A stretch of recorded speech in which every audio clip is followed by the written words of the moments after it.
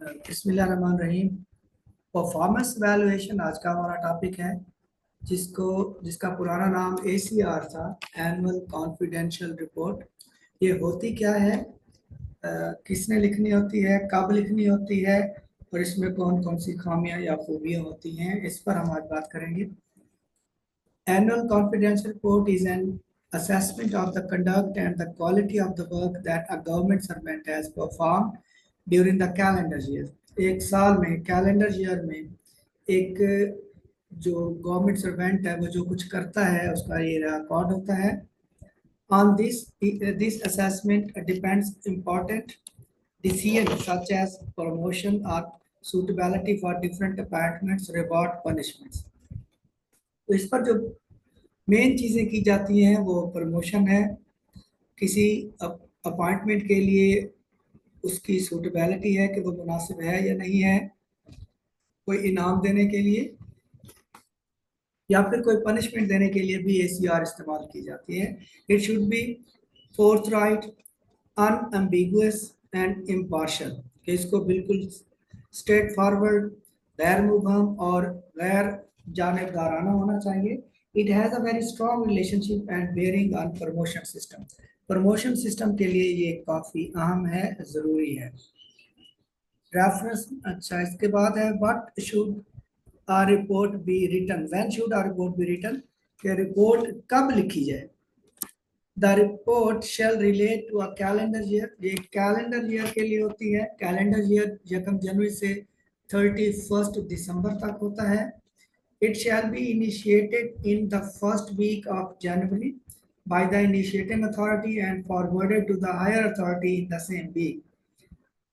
जो initiating authority है ये जनवरी के फर्स्ट वीक में इनिशिएट करेगी और उसे हायर अथॉरिटी को उसी हफ्ते में भेज देगी। इसकी डिटेल हम आगे देखते हैं। The higher authority shall give its remarks within 1 week, जो उससे ऊपर की अथॉरिटी है उसके पास 1 हफ्ता होगा। The report should be completed within the month of January each year. तो यूं देखिएगा कि इसका जो टाइम फ्रेम है वो 1 जनवरी से 31 जनवरी तक है। जनवरी के महीने में हर तरह से इसे कंप्लीट करना होगा, एसीआर को, एनुअल कॉन्फिडेंशियल रिपोर्ट को। इसके बाद है minimum period for writing of report. ये रिपोर्ट लिखने का कम से कम दौरानिया कितना होना चाहिए। 3 मंथ्स, 3 मंथ से जो ज्यादा होगा, कम से कम दौरानिया 3 महीनों का होगा। अगर 3 माह से किसी का दौरानिया कम है तो उसका भी तरीका आगे आएगा। If a government servant is placed on special report for any reason, the special report recorded on him should be placed on the corrector roll, तो उसको भी शामिल किया जाएगा। इसके बाद है most important part, directions recording filling up the ACR form. ACR का जो फॉर्म होता है आपने देखा होगा, एक ग्रीन होता है और एक रेड कलर का फॉर्म होता है। जो कॉन्ट्रैक्ट मुलाजमीन होते हैं उनके लिए पीईआर होती है, personal evaluation performance evaluation report. इस तरह से जो नॉन गजटेड मुलाजमीन है उनका रेड कलर का होता है परफॉर्मा फॉर्म, और जो गजटेड है उनका ग्रीन कलर का होता है। ACR is the most important record for the assessment of the government servant. Government servant के असेसमेंट के लिए इंतहाई अहम पार्ट है। At the same time, the quality of ACR is a measure of the competence of the reporting officer। इसमें reporting officer जो उस ACR को रिपोर्ट कर रहा होता है उसका इमीडिएट बॉस होता है जो सर्वेंट का, उसकी कॉम्पिटेंसी भी नजर आती है और काउंटर साइनिंग ऑफिसर की भी कॉम्पिटेंसी नजर आती है कि वो किस तरह से ऑब्जर्व करते हैं और जज करते हैं। अच्छा, यहाँ पर ये सवाल पैदा होता है कि आया जो ACR है वो सब मुलाजमीन की होती है, हर डिपार्टमेंट की होती है, या कुछ डिपार्टमेंट की होती है? कोई है आइडिया आपको? सर आई थिंक सब डिपार्टमेंट्स की होती है। जी, कोई और इसमें इजाफा करना चाहे अगर?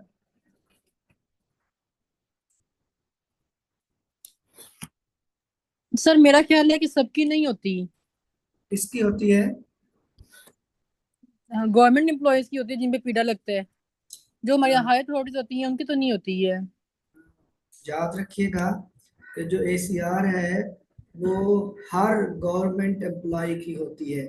इसमें सिविल सर्वेंट मैं नहीं कह रहा, एम्प्लॉय हर एम्प्लॉय की होती है except chief justice of Pakistan. Chief justice of Pakistan. Chief justice of Pakistan के अलावा हर महकमे के हर बंदे की एसीआर लिखी जाती है।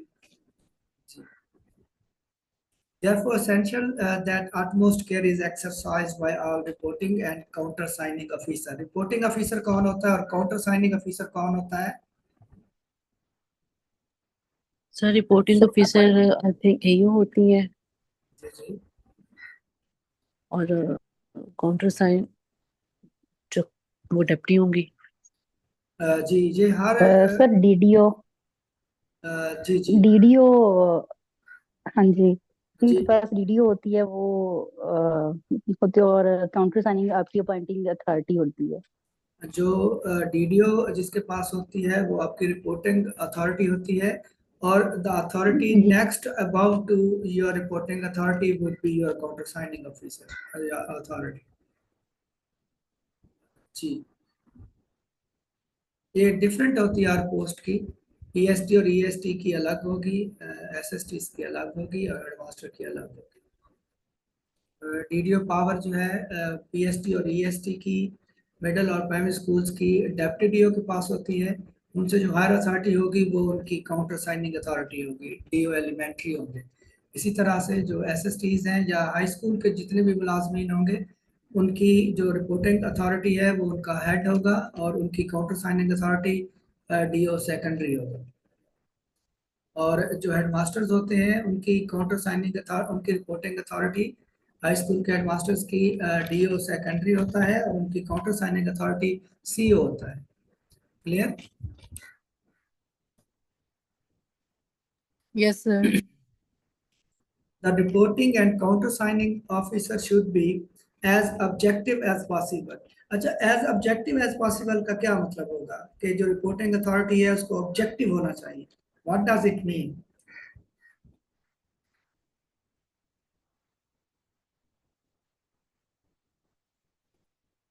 ऑब्जेक्टिव होता है जो चीज़ों को जैसी है एज इट इज़ बयान कर देता है, उसमें उसकी ज़ाती पसंद नापसंद या ख्वाहिशात का मुदखल नहीं होता, वो ऑब्जेक्टिव होता है। और अगर उसमें सारी चीज़ें शामिल हों उसकी अपनी पसंद की तो उसको सब्जेक्टिव कहते हैं। तो वो कहता है कि रिपोर्टिंग ऑफिसर ऑब्जेक्टिव हो, मसलन जिस तरह की उस बंदे की कारकर्दगी है वो उसको वैसे ही बयान करे, उसमें अपनी पसंद या अपनी कोई दुश्मनी है या दोस्ती है तो वो नज़र नहीं आनी चाहिए।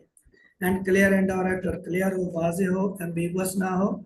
The overriding importance part part 4 should be clearly understood in the overall grading. जो अहमियत है वो पार्ट 4 की वो क्लियरली समझ में आनी चाहिए द ओवरऑल ग्रेडिंग पर। Over rating should be avoided by all reporting counter signing officer. Over rating होती है किसी को बढ़ा चढ़ा के पेश करना, अगर किसी से कोई ताल्लुक है तो उसको ज़्यादा अहमियत देना और उसकी परफॉर्मेंस को एग्जैजरेट करना, ज़्यादा बताना।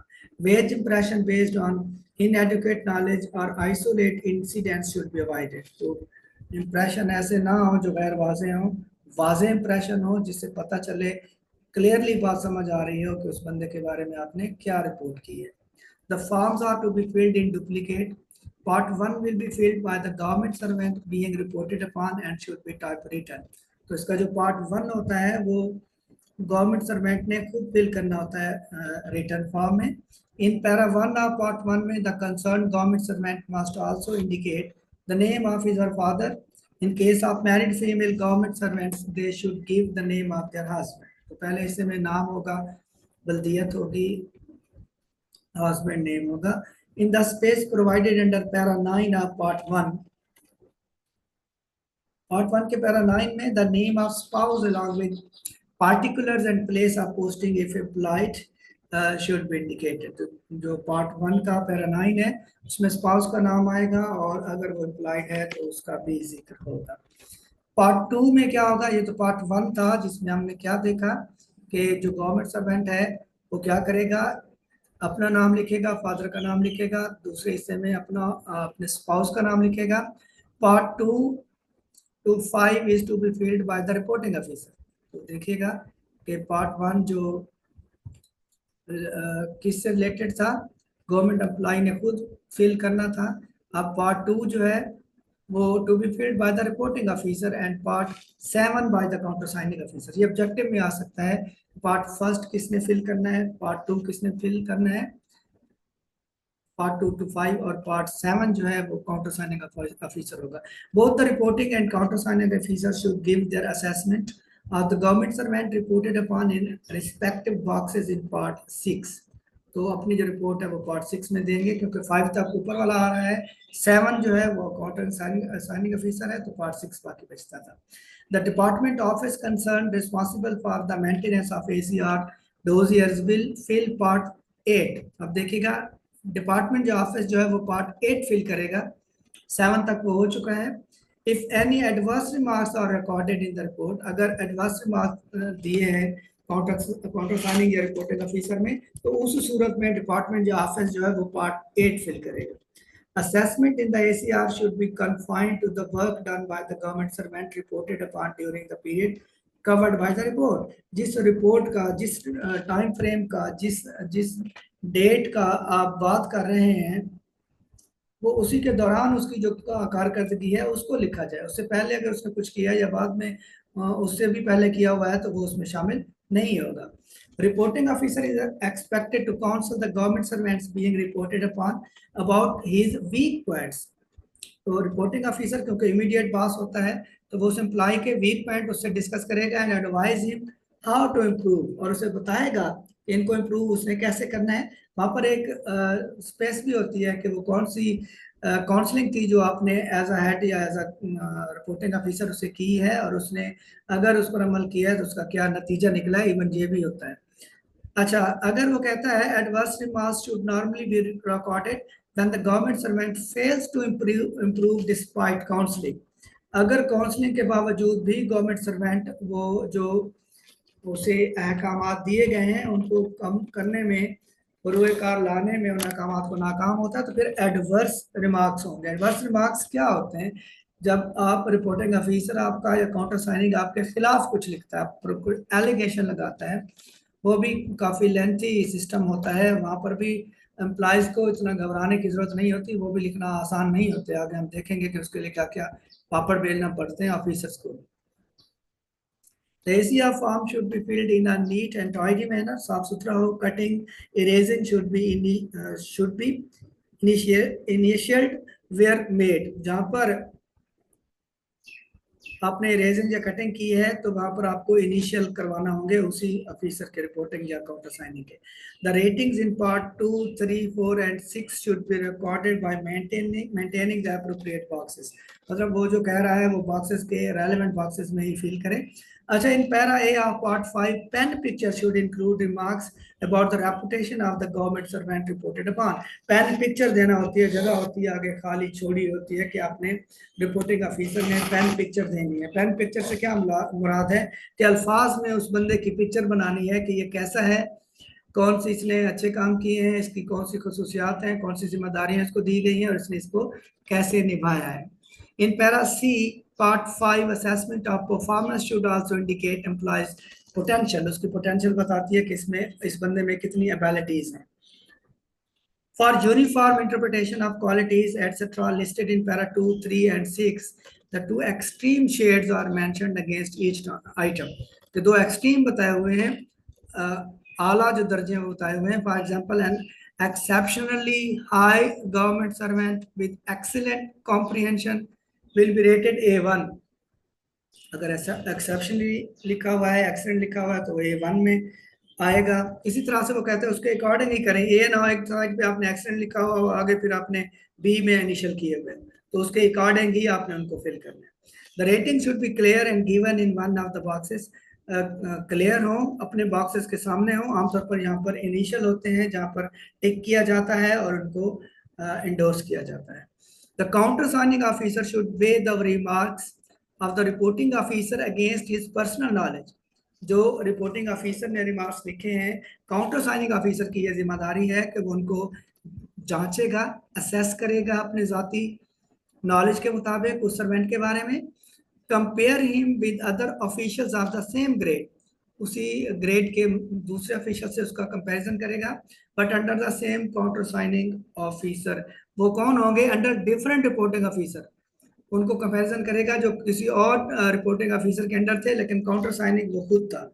And then give is overall assessment in part 6। हमने पीछे पढ़ा है कि जो काउंटर साइनिंग ऑफिसर है वो पार्ट 6 में अपने रिमार्क्स देगा। In certain categories of cases, remarks of a second countersigning officer may also be required to be recorded. कुछ ऐसे डिपार्टमेंट हैं, कुछ ऐसी पोस्ट हैं जिनमें काउंटर साइनिंग ऑफिसर दो होते हैं। रिपोर्टिंग ऑफिसर होता है, उसके बाद काउंटर साइनिंग ऑफिसर होता है, उसके बाद एक और काउंटर साइनिंग ऑफिसर होता है। तो जहां पर होंगे, if the counter signing officers with the grading और रिमार्क्स गिवन इन पार्ट्स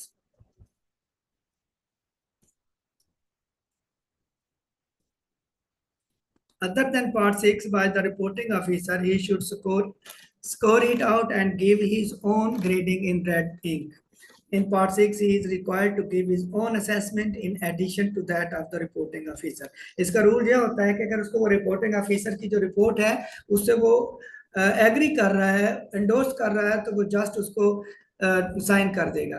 लेकिन अगर वो उसे डिसएग्री करेगा तो फिर वो अपने रिमार्क्स पार्ट 6 में लिखेगा। The counter signing officer should underline in red ink. Red ink में किस चीज को अंडरलाइन करेगा?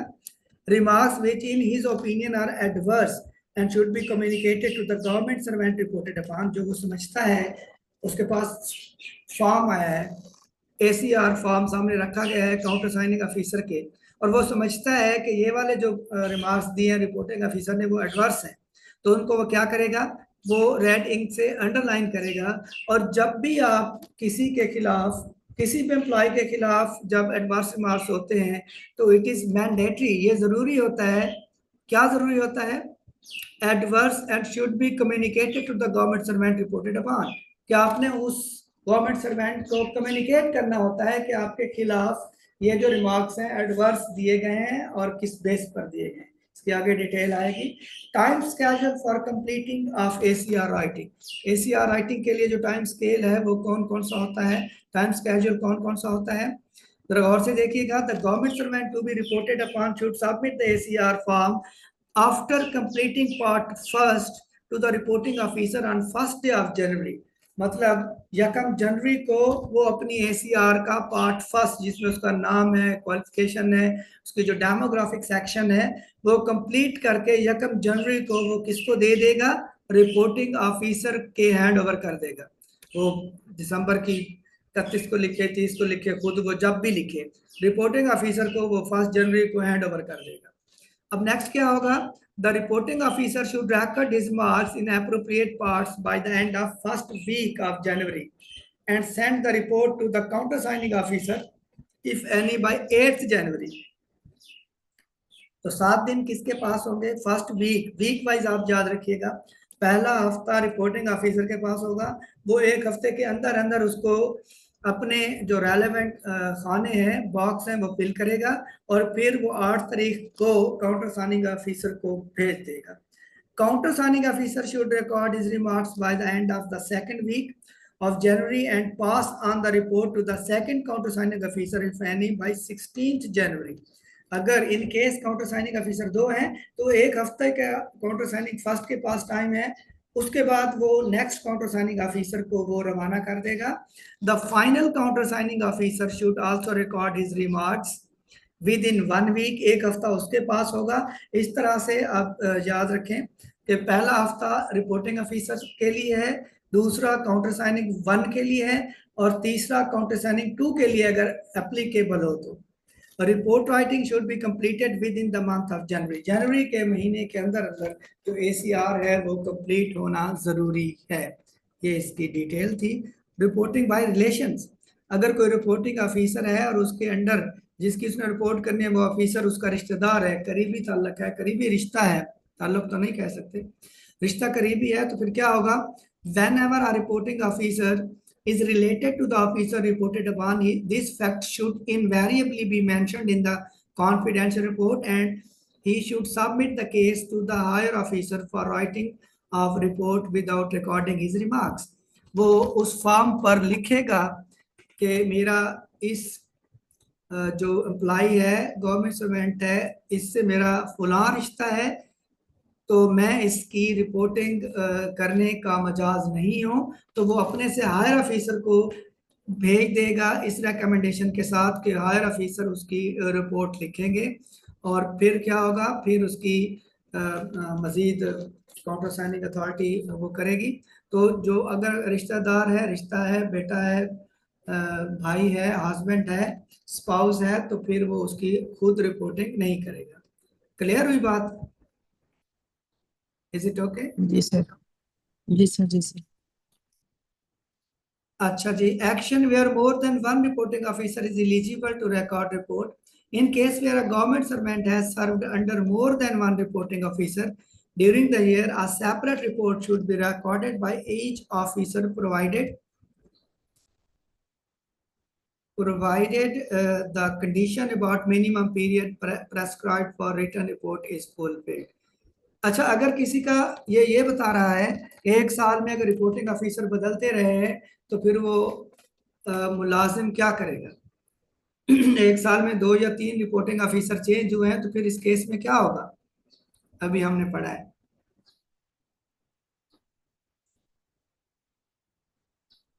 सर अगर 3 मंथ वाला तो वो खुद लिख देंगे ना, मतलब अगर 3 मंथ का उनका पीरियड होगा, जी जी। और एक लेस देन 3 मंथ वाली वो कोई ना भी लिखते तो कहते हैं कोई मसला नहीं बनता। जी, ये एक और बात है। मैंने ये पूछा है कि अगर आपका रिपोर्टिंग ऑफिसर फर्ज करें हेड है, और एक साल की ये होती है कैलेंडर ईयर की, जनवरी टू दिसंबर, आपके 2-3 हेड बदल गए हैं, तो फिर आप क्या करेंगे? आप किससे लिखवाएंगे रिपोर्टिंग? सर जिसका ड्यूरेशन 6 मंथ से ज्यादा होगा। सर सभी ही लिखेंगे, मतलब अपने ड्यूरेशन के लिहाज से जिनका 3 मंथ का ड्यूरेशन होगा वो लिख के देंगे हमें। और जिनका 3 से कम होगा? उसका सर्टिफिकेट बनवाएंगे। जी, एक्चुअली ये होगा कि जो सर जी जी, आपका जो रिपोर्टिंग ऑफिसर है,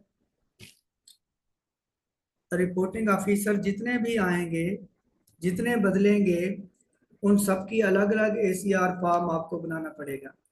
फर्ज करें आपके एक साल में 3 हेड्स आए हैं, या रिपोर्टिंग ऑफिसर कोई भी हो, या हेड का है तो डीओ सेकेंडरी अगर साल में 3 बदले हैं, तो वो 3 अलग अलग से एसीआर फॉर्म फिल करेगा और सबकी अलग अलग रिपोर्टिंग करवाएगा। अच्छा, इन केस अगर किसी का ड्यूरेशन 3 माह से कम है, तो 3 माह से कम क्या भी एसीआर फॉर्म फिल होगा, उसका जो डेमोग्राफिक सेक्शन है वो फिल होगा। जबकि जो पेन पिक्चर और जो दूसरा पार्ट है रिपोर्टिंग ऑफिसर वाला, उसमें वो रिपोर्टिंग नहीं करेगा, जस्ट ये लिखेगा the period is less than 3 months, और आगे अपने साइन कर देगा।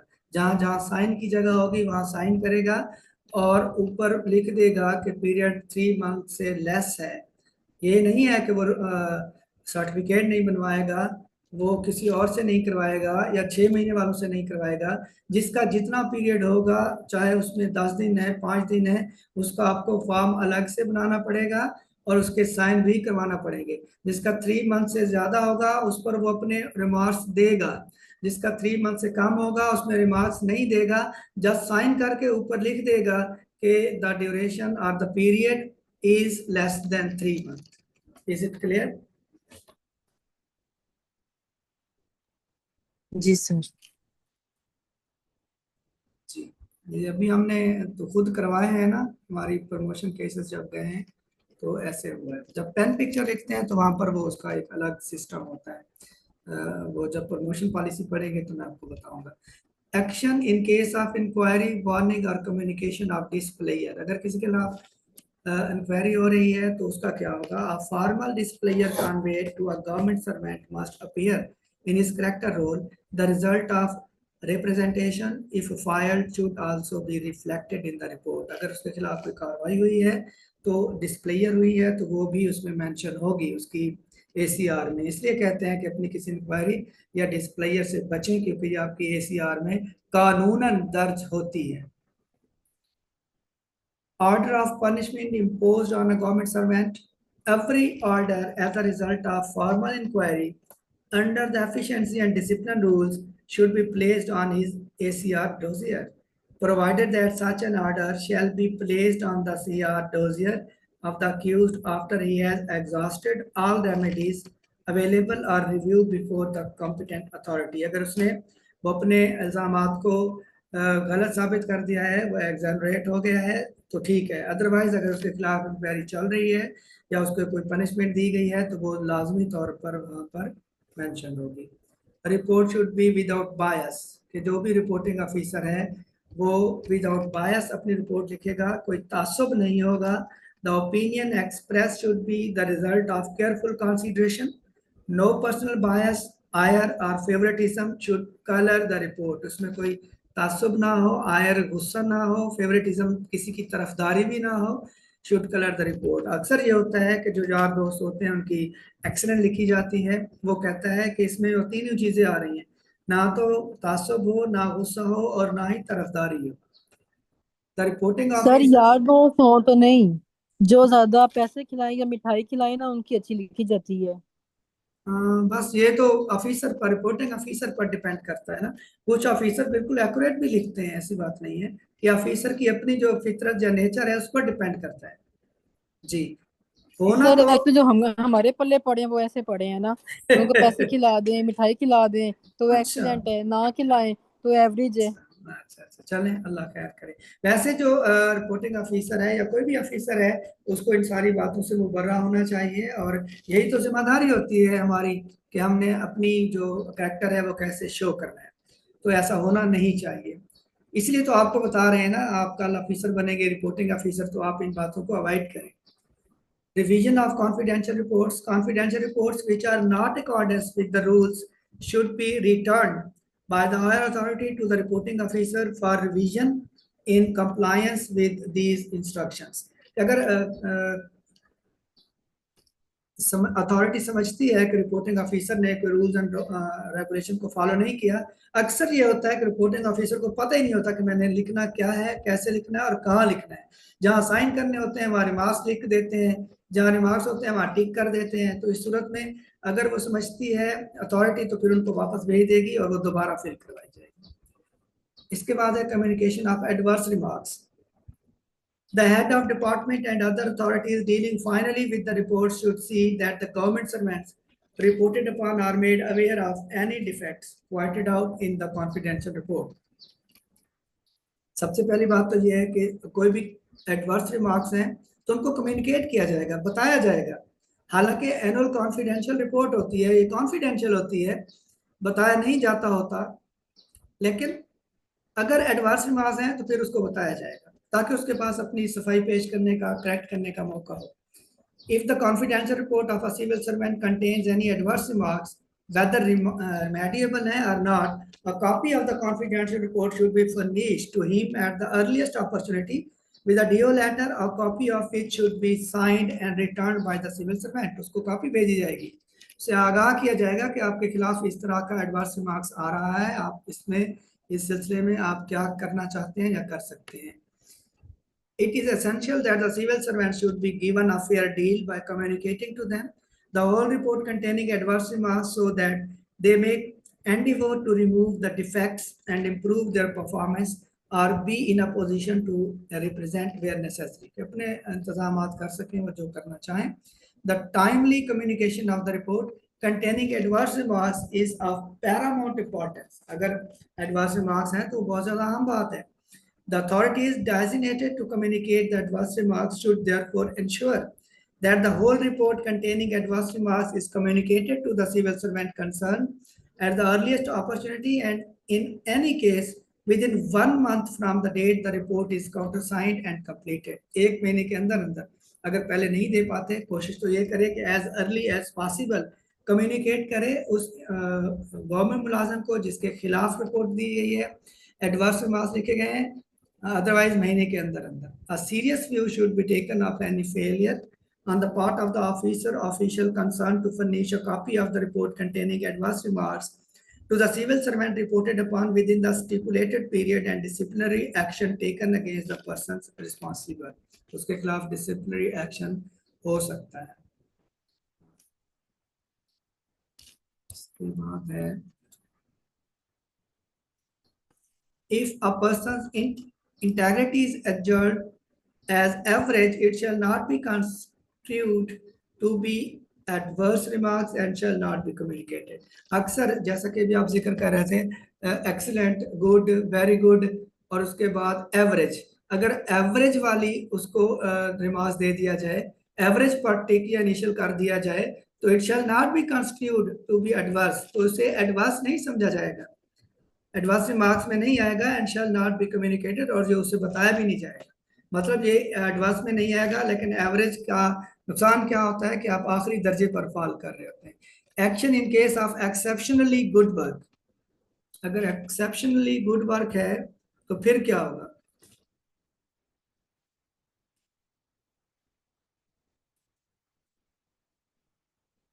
The facts that an officer has done exceptionally good work in a particular year shall be communicated by June each year in suitable cases. जून तक हर साल उसे उसकी file तैयार करके पूरे प्रूफ के साथ भेज दी जाएगी। Care should be taken to see that such communications are not made for the performance of his ordinary duties. जो उसकी ड्यूटीज में फराज में शामिल है, उसमें अगर उसने कुछ एक्सेप्शनल कर दिया है तो वो उसमें शामिल नहीं होगा। The precise nature of the work done or of the manner in which it was carried out should be cited in the letter of appreciation as well as in the confidential report of the officer. तो अगर उसने कोई ऐसा काम किया है जो उसकी ड्यूटी से हट के था और अथॉरिटी समझती है कि वो एक्सेप्शनल था, तो फिर वो उसकी एप्रिसिएशन लेटर में भी मेंशन होगा और एसीआर में भी मेंशन होगा। ये उन लोगों के लिए है जो अपने अख्तियार, अपने ताल्लुकात इस्तेमाल करके एक्सेप्शनल लिखवा लेते हैं। Action in case of recording adverse remarks by same reporting officer for 2 successful years.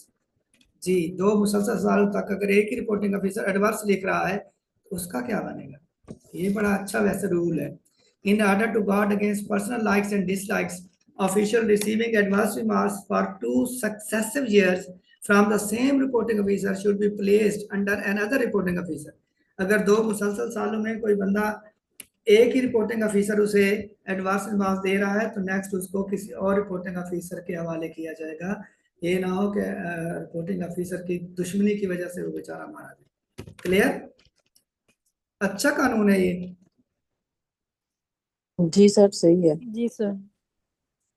Expansion of adverse remarks आ गए हैं, अब उनको खत्म कैसे किया जाएगा? A person who is communicated adverse remarks can apply for the expansion of such remarks. This should be done not later than 1 month from the date of receipt of the communication. उसको जब बता दिया जाता है उसके महीने के अंदर अंदर वो उसको करेक्ट करवा सकता है।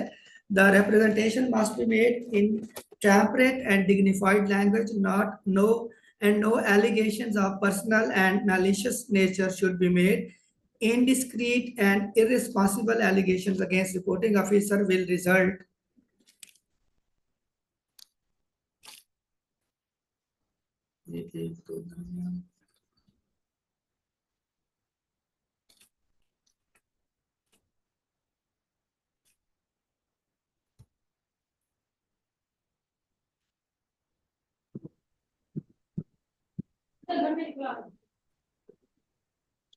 हम दे दिए। जी, ये माइक अपने अपने ऑफ कर देना है।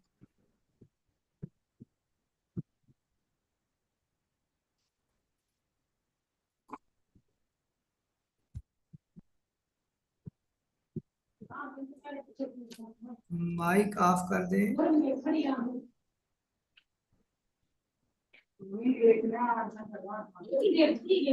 बिलाल साहब आपका माइक ऑन है।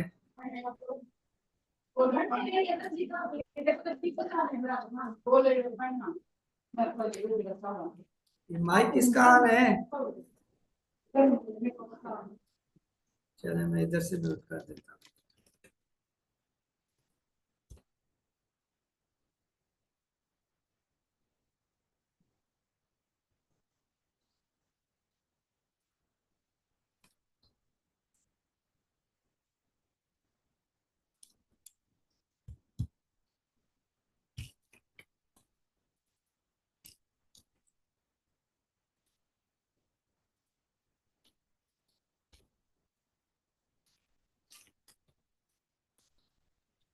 जी,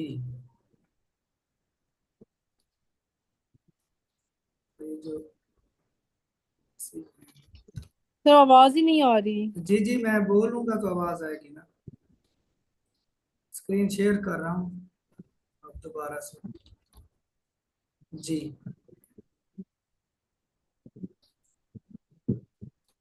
जी, तो किसी रिपोर्टिंग ऑफिसर के खिलाफ कोई वो ऐसी लैंग्वेज इस्तेमाल नहीं करेगा जो कानून के खिलाफ हो।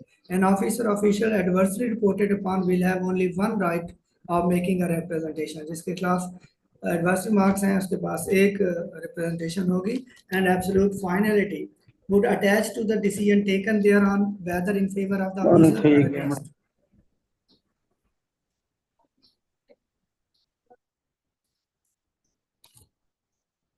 Or against the decision on representation for expansion of adverse remarks should be taken within 90 days of the making of representation.